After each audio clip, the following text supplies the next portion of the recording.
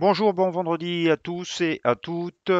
Un vendredi qui a commencé avec des nouvelles un petit peu préoccupantes, très préoccupantes en Ukraine, schéma et préoccupations qui dominent le sentiment de marché, avec donc, je vais faire vite sur les tensions géopolitiques. Je vous laisse regarder l'évolution de la guerre par vous-même sur différents journaux et vos sites préférés. Mais l'attaque donc de cette usine nucléaire, cette centrale nucléaire qui a été finalement conquis par les Russes, mais qui à un moment donné était en flammes et qui fait craindre donc un, euh, une escalade dramatique de l'histoire avec des propos en plus hier de Poutine qui ne vont pas du tout vers l'apaisement. Donc, en ce qui nous concerne ici pour cette vidéo, ruée sur les devises refuge et baisse accentuée de l'euro, le dollar en hausse. On voit ça tout de suite en graphique. Avant ça, l'avertissement sur les risques.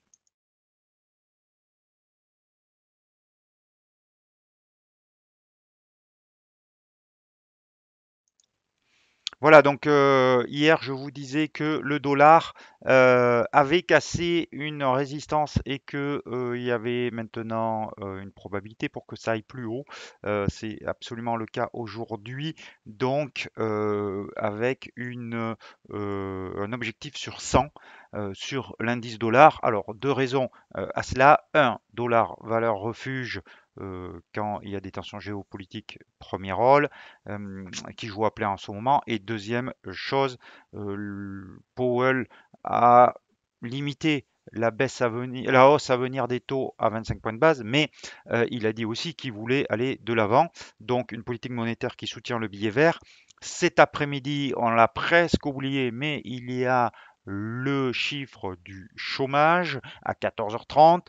Attention, c'est plus ce qui domine, vous l'avez compris, les mouvements sur l'échange, mais ça reste quand même euh, un, un indice, enfin un chiffre majeur et qui pourrait au moins à court terme agiter encore un peu plus les marchés ou les rassurer. Donc à voir, à regarder à 14h30. On va voir donc surtout le fait majeur, c'est la baisse de l'euro contre quasiment l'ensemble des devises. Hier, je vous disais que l'objectif était maintenant euh, sur 1, je vais le mettre en plein écran, voilà, 1,10. Ça, c'était hier parce qu'on est déjà sous 1,10. Donc, je vous disais aussi que c'était un seuil psychologique, mais que ça avait peu de chance de marcher comme support puisque ça l'a pas trop fait par le passé. Et c'est aujourd'hui, en ce moment, on est à 1,0980, même un petit peu en dessous.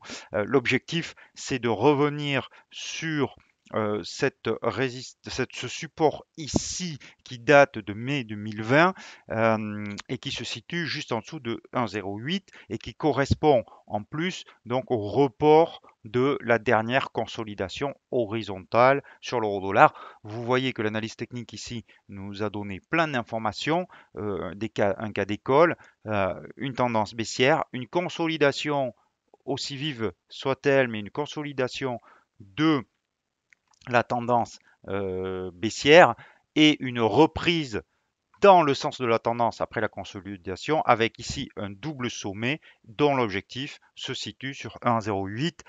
Il y a quand même de fortes chances qu'on y aille maintenant euh, parce que une majeure partie du chemin est fait et l'indication donnée par l'analyse technique est assez forte. Alors attention, ça ne veut pas dire qu'on y aille d'un coup.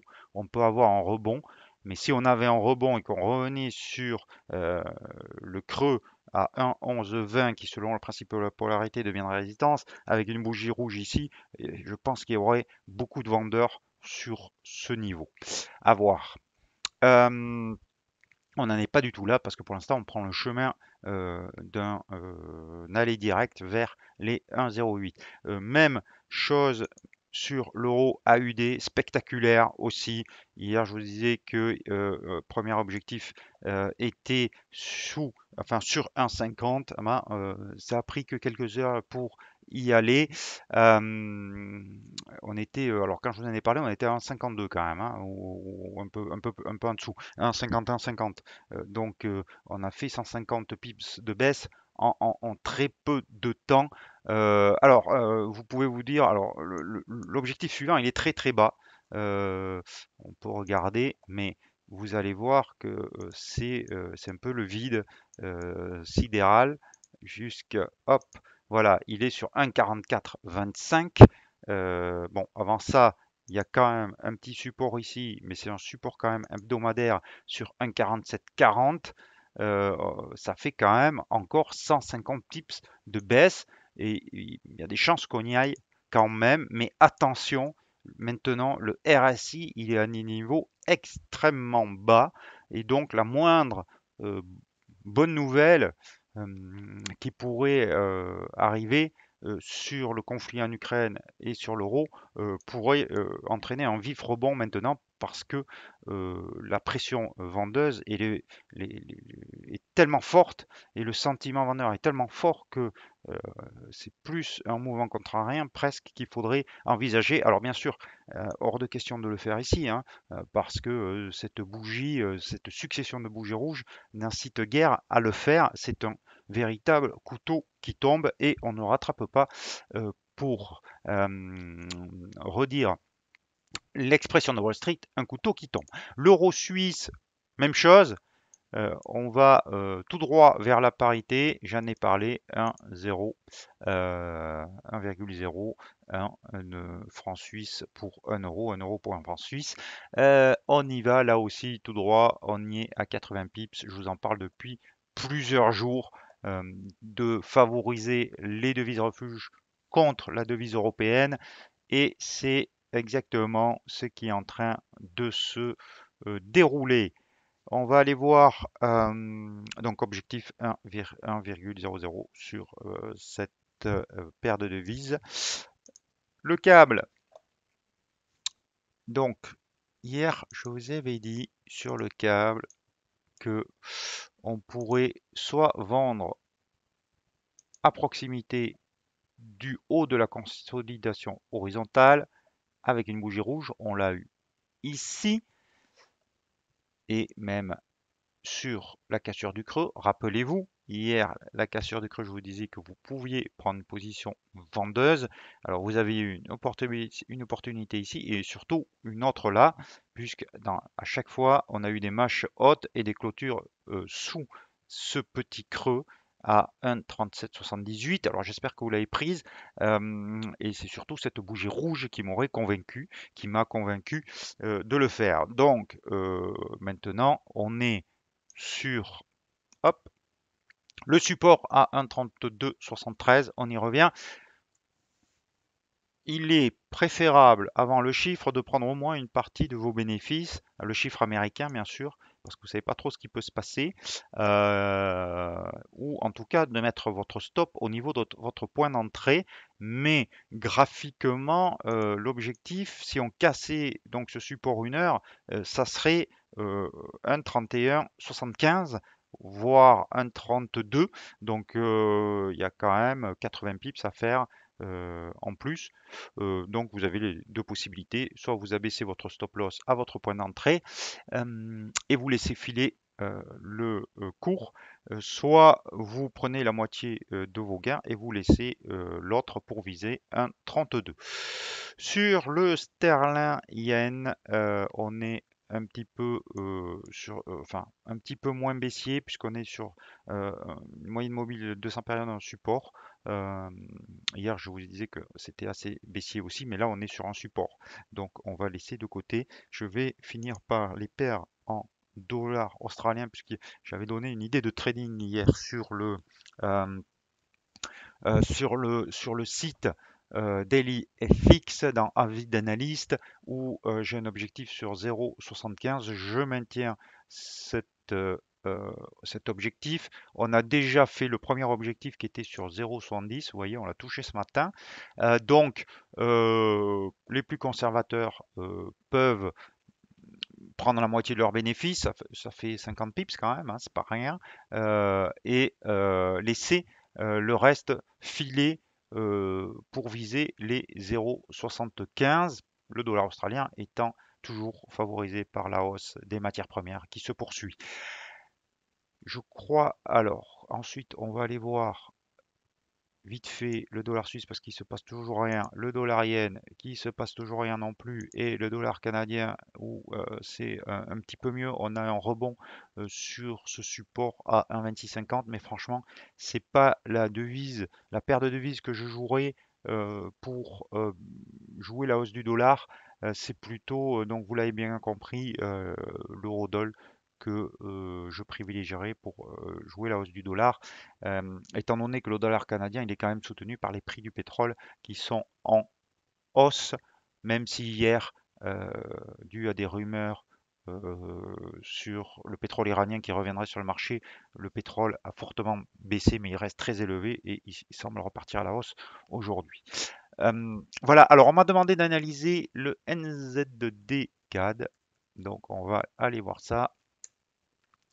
Je crois que c'est Vincent, si je ne m'abuse. Donc merci pour la question. Et alors, il l'a vendu à 0,8612. Tac, tac, tac, tac, tac, tac, tac. Donc ici, et il a un take profit sur 0,85. Alors, ce qui m'embête un peu. Alors, je comprends pourquoi. Je comprends la vente. Alors, je pense qu'il a vendu sur cette baisse ici. Je